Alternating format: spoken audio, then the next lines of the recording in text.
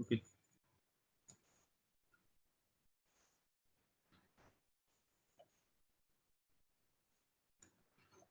So see, in the output section, our impulse response has two parts. One is numerator part, other one is denominator part. Okay. So tell me what one is the numerator part?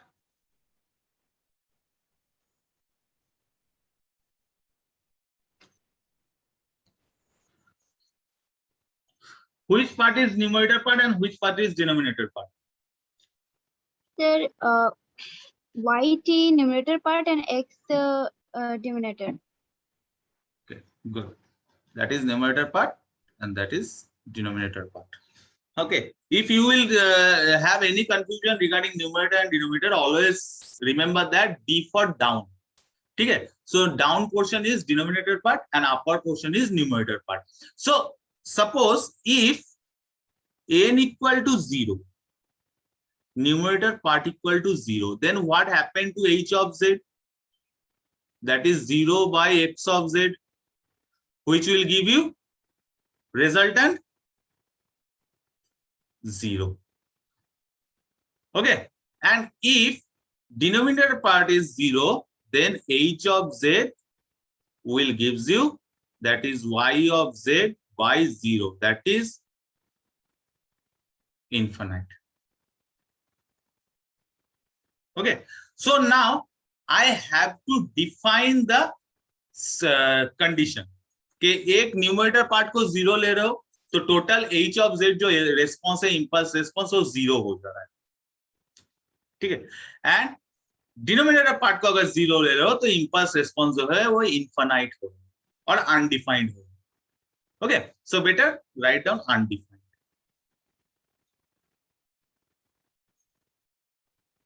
Undefined.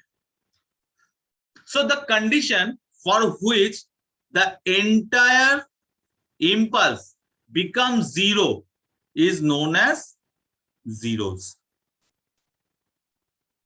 And the condition for which the impulse becomes undefined is known as poles. So whenever you have to calculate the 0, the condition, we will consider y of z equal to 0 for calculation of zeros, and we will consider x of z equal to 0 for the calculation of poles.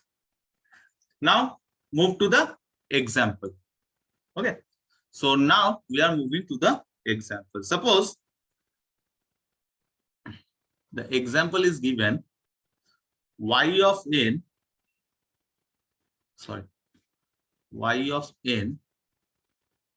minus 3 by 4 y of n minus 1 plus 1 by 8 y of n minus 2 equal to x of n minus x of n minus 1. This is the equation, or this is the equation of a system. You have to find out is zeros and poles. That means 0 और pole किसके साथ related है? That is the z plane के साथ related. Okay. Now, as I told, if the system will be the combination of inputs and outputs, then you have to find out its impulse response. Impulse response. Okay. So now we will do the Z transform of this equation, taking Z transform in both the sides. Now what will you get? That is y of n becomes y of z minus 3 by 4 will be constant. Now n to the n minus 1 है, that means n minus a का होगा z inverse a, that is suppose y of n minus a, इसका z transform क्या होगा, z to the power minus a y of z। ये याद रखना, ठीक है, दिस इज द ट्रिक। तुम्हें अलग से z इनवर्स निकालने का कोई जरूरत नहीं। सो 3/4 कांस्टेंट टर्म है, so it will remain same. y n minus a का वैल्यू 1 है, that is z to the power minus 1 y of z plus 1/8 constant है, y n माइनस 2 मतलब a का वैल्यू 2 है, so z to the power minus 2 y of z। Similarly x of z minus constant term 1 है तो 1, n minus 1 that means n minus a का value 1 है, so z inverse x of z। Keep it mind, okay, ये याद रखना ये term. Now take the yz common. yz अगर मैं कॉमन ले लूंगा तो क्या होगा यहाँ पे, if I will take yz as common, then 1 minus 3/4 z inverse plus 1/8 z to the power minus 2 equal to, यहाँ पे x of z कॉमन ले रहा हूं, that is not equal to sine 1 minus z inverse. So this is the equation. Now what will be the equation of h of z, that is output by input. So output का z transform क्या है, y of z है, input का z transform x of z है। So now rearrange the equation.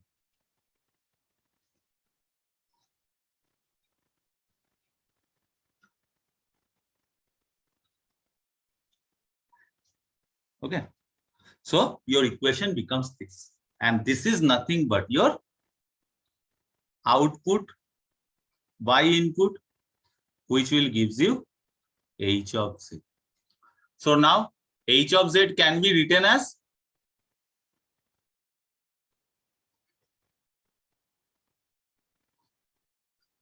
h of z equal to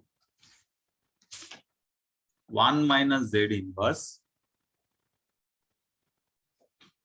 that is 1 minus 3/4 z inverse plus 1/8 z to the power minus 2.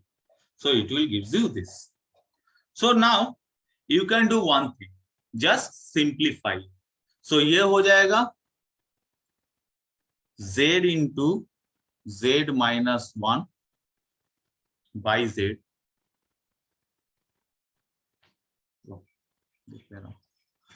so यहाँ पे हो जाएगा 1 minus 1 by z, 1 by 3/4 z plus 1/8 z to the power minus, sorry, z to the power 2. So now simplify this, z minus 1 by z, यहाँ पे आ जाएगा, इसका equation क्या आएगा, z स्क्वायर अगर ले लो, एंटायर z स्क्वायर ले लो,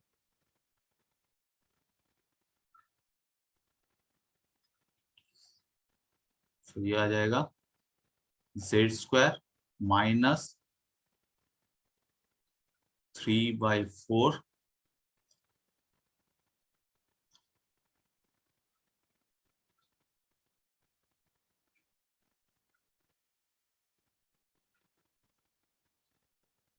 कितना आएगा, 3/4 z स्क्वायर है, तो यहाँ पे आ जाएगा z square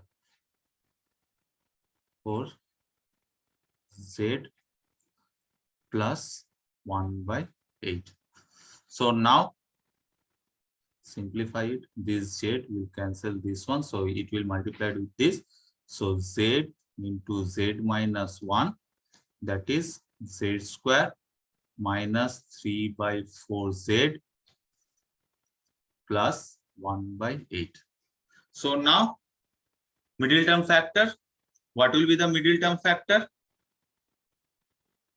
that is z z minus 1, ठीक है। नाउ यहाँ पे आ जाएगा 1/4 plus 1/8, 1/4z minus 1/8z plus 1/8 z square minus, देखो ये दोनों का कॉम्बिनेशन क्या होगा, 3/4 आएगा, 2 minus 2 minus 1 that is -3 and this is 4, ठीक है, 8. So 1/4, sorry 1/2 आएगा, 1/2. So 3/4 will come. That is -1 -2. That is 3/4. Now middle term factor. So z minus 1. That is z common ले लो. Z minus 1/4 minus 1/2 common ले लो. Z minus 1/4. So now the equation becomes z into z minus 1 by z minus 4 multiplied with z minus half. So this is your h of z. ठीक है, और you can do another type of ये simplification के इन दोनों यहाँ पे total 8 common ले लो, 8 को ऊपर कर दो और now you can calculate using vanishing method. Okay, so now your h of z becomes the combination of poles and zeros. So having numerator part क्या है यहाँ पे, z into z minus 1 and denominator part क्या है, not z, and denominator part क्या है, that is z minus 1/4 and z minus half. So now I have to calculate what are the poles and zeros. As I told in previous slide, that is, if we have to calculate the zeros or we have to find out the zero, I have to put the numerator equal to 0. Okay, so now what will be the zero?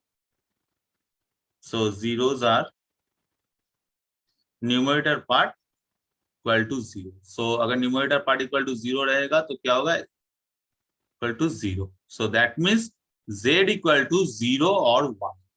ये हो गया तुम्हारा 0. And poles में denominator part will be 0. So z minus 1/4, z minus half equal to 0. So that means z equal to 1/4 and half.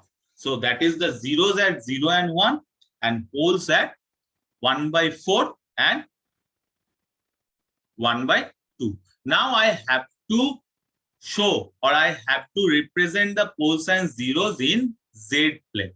So z plane, simply z plane having x-axis,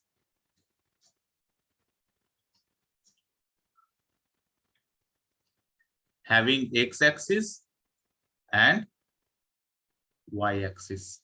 Okay, so this is x-axis, this is y-axis. This is not your x and y. Okay, this is the axis, and y-axis define imaginary part better. Instead of writing xy, write this is imaginary axis and this is real axis. So now zeros, I have zeros. Zeros कहाँ पे है, z equal to 0 and 1 पे. Poles कहाँ पे है, z equal to half and 1/4. So now, first of all, zeros will be denoted by 0 and poles will be denoted by cross. Okay, so now 0 कहाँ पे, 0 and 1 पे. So 0 पे है and 1 पे है. This is the real number. यहाँ पे कोई complex number नहीं है, j नहीं है. It is not in terms of j, so all will be represented in the real axis. Okay, so 0 पे 0 है और एक है, suppose ये 1 है, that is 1. 0 and 1. Okay, now this is your half and this is 1/4. Okay, so now poles कहाँ पे है, half पे है, so poles will be represented by cross and 1/4. So this is your representation of poles and zeros on Z plane. ठीक है. So इसका radius of convergence, region of convergence कहाँ होगा? So region of convergence कहाँ होगा? कि यहाँ पे देखो मैक्सिमम एक्सट्रीम पॉइंट कहाँ पे है? 1 में है. सो 1 को पकड़ के एक सर्कल कर लो. ठीक है, 1 को पकड़ के एक circle. This is the region of convergence. ठीक है, और तुम्हारा मैक्सिमम पोल कहाँ पे है? Maximum zeros and okay.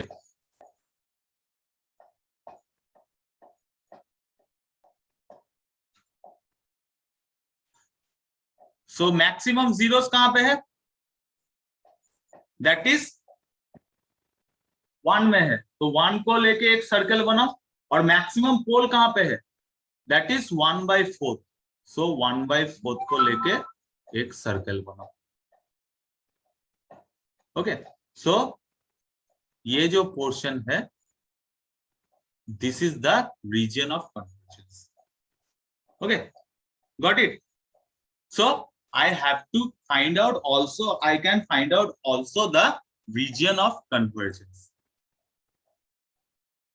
Okay, so by calculating zeros and poles, or by determining zero or poles, I can find out the region of convergence. And in previous example of previous class, मैंने एक बात कहा था कि region of convergence अगर निकालना है, ठीक है, तो we always consider the zeros, कि कहां पे जीरो है. दैट इज तुम्हारा रीजन ऑफ कन्वर्जेंस कहां पे है? पोल्स कहां पे रहेगा एंड जीरोस कहां पे रहेगा. सो रीजन ऑफ कन्वर्जेंस का एक कंडीशन क्या है? Condition of ROC. Region of convergence का एक कंडीशन मैंने कहा था कि it will not contain any poles. Poles यहाँ पे कंटेन नहीं होगा.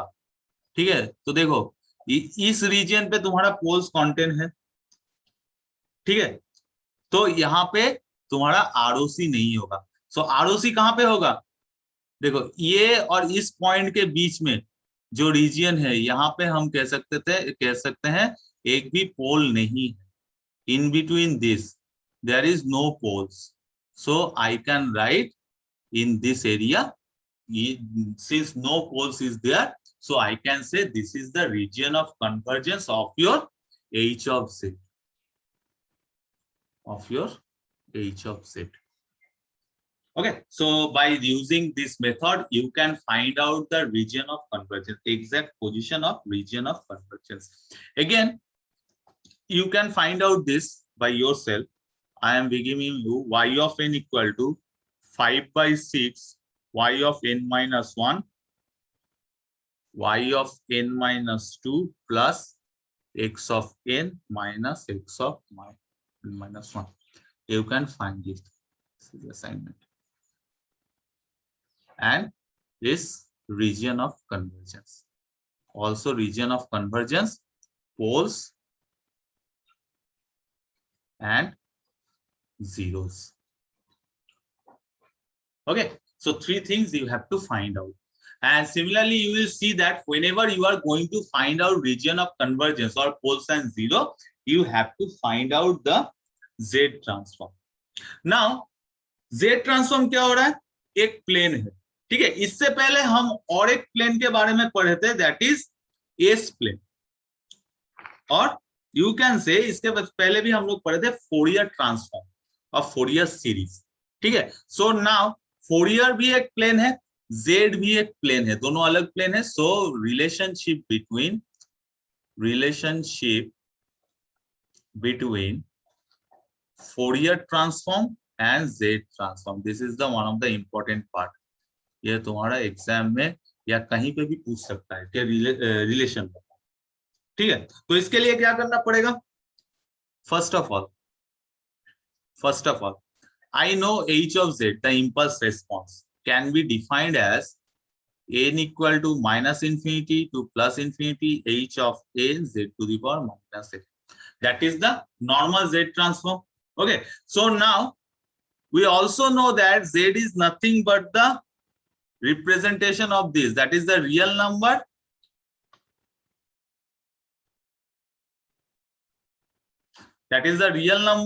and this is imaginary one. So this is the combination of Z. Z can be represented by the combination of real and imaginary one.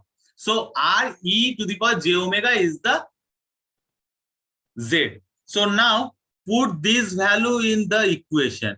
H of R e to the power Z omega equal to n equal to minus infinity to plus infinity H of n Z के बदले Z जहां जहां पे है वहां पे हम ये टर्म यूज करेंगे e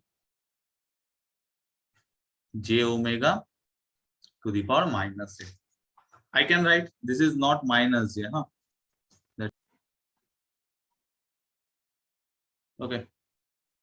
Due to network issue, disconnected. So if disconnect, the connection is will be disconnected. Don't leave the meeting. Okay. Okay. So this can be written like this. So r के z के बदले तुम r e to the power j omega put करो. Okay. To the power minus a.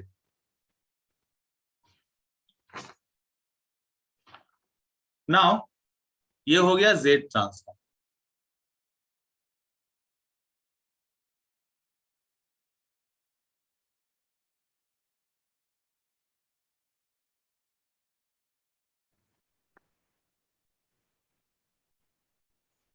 Okay. So now ये हो गया z transform. Next is Fourier transform का equation क्या है? Fourier transform.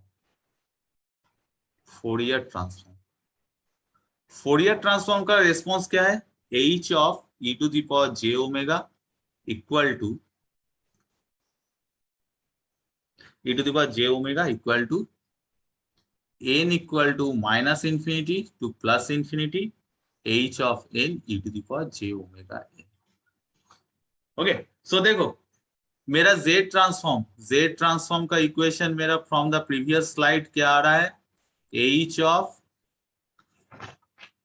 r e to the power j omega equal to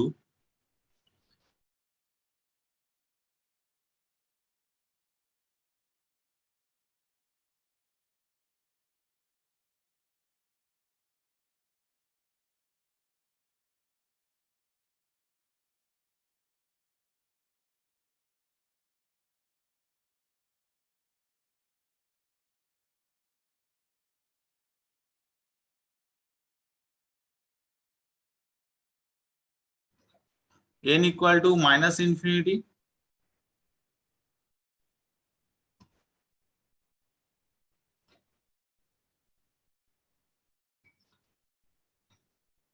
to plus infinity h of n e to the power r into e to the power j omega minus n. Okay, so I can remodify it. That is n equal to minus infinity to plus infinity h of n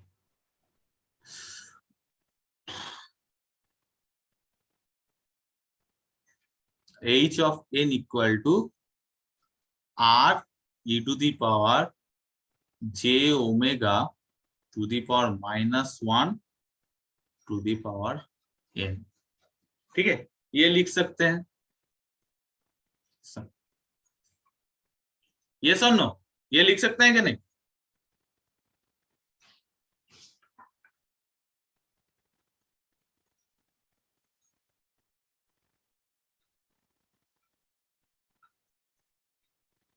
ये लिख सकते हैं कि नहीं?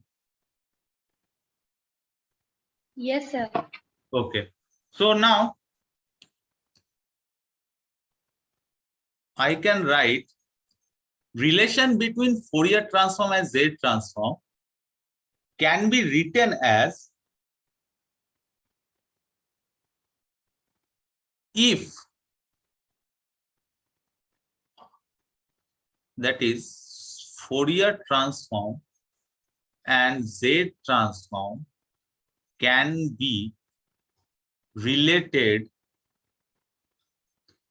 if e to the power j omega equal to r e to the power j omega minus.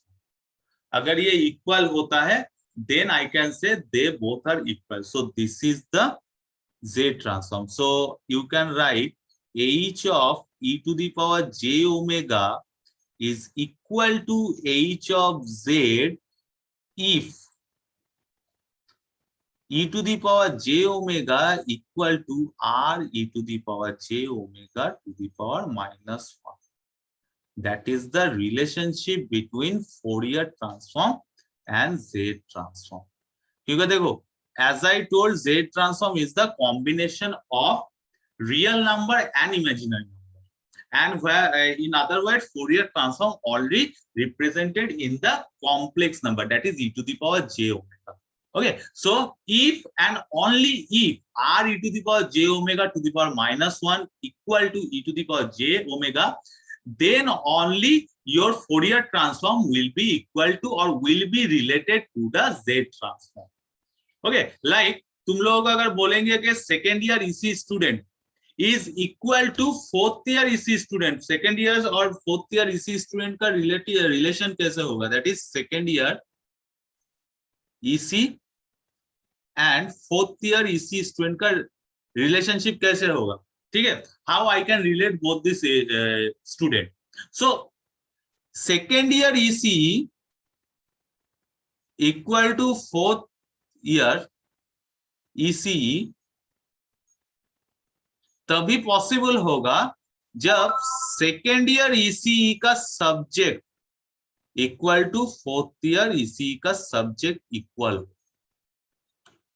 Okay, otherwise I can compare between second year EC and fourth year EC.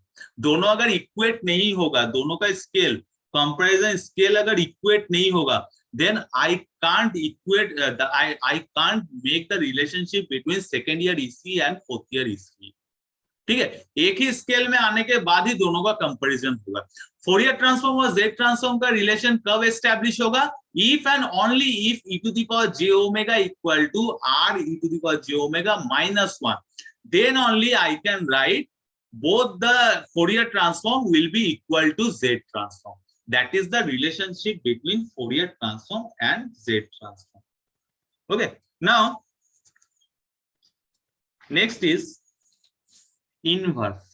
ये तो मेरा Fourier transform आ गया, Z transform आ गया. ठीक है, मेरा क्या हो रहा था अभी तक कितना क्या हो रहा था? x of n दिया हुआ था, y of n दिया हुआ था.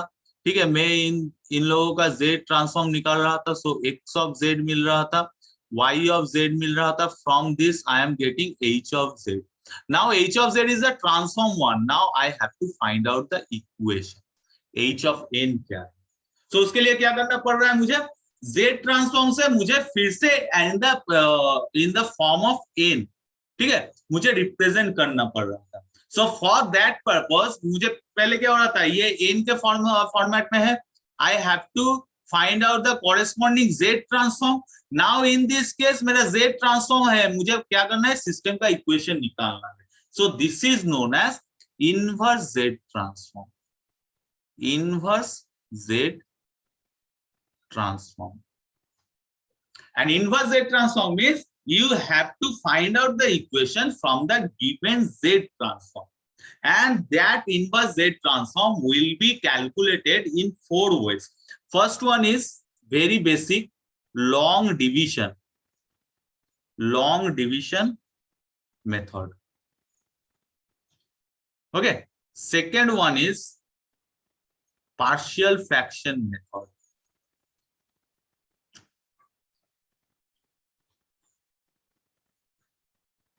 Partial fraction method. Third one is residue method.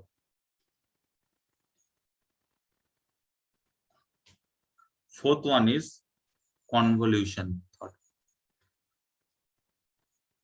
So today I will discuss long division method and partial fraction method, and in next class residue method and convolution method. And internal तुम लोगों का यहां तक आएगा, ठीक है, up to partial fraction method.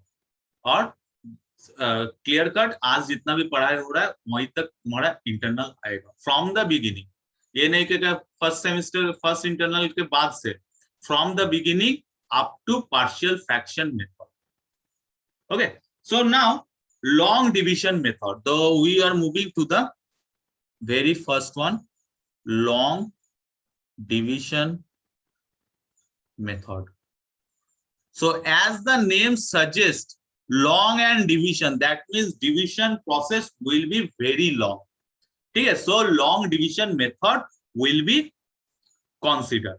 So division process will be very long. So I am taking the example, simply example.